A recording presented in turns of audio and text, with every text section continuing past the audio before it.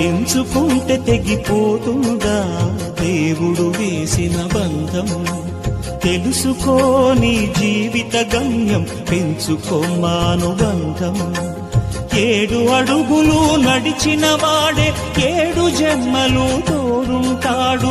భర్తగా నిన్ను భరించువాడే బ్రతుకు దీపం వెలిగిస్తాడు. అతని హృదయం నాకి చరామి, అగ్నిహోత్రమే అందుకు హామీ. అతని హృదయం నాకి చరామి, అగ్నిహోత్రమే అందుకు